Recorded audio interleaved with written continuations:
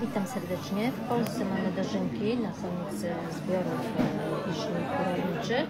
We Francji mamy podobnie święta. Natomiast w Miebyniarze mamy zawsze w drugim tygodniu października duże święto w Paryżu na Montmartre. Fête de Vendange. Oczywiście nie może zabraknąć na tym święcie mnie i zaraz pokażę, co tutaj się więcej dzieje. Mamy tu swoje stoisko z szampanami. Mamy ponownie loro. Mamy loro troszkę z oddali. No i mamy różne tutaj stoiska. Turyści, którzy zwiedzają, smakują, degustują. No, można tutaj zjeść i napić się coś dobrego z francuskich menu. Będę jeszcze może jutro, może później jeszcze coś relacjonować.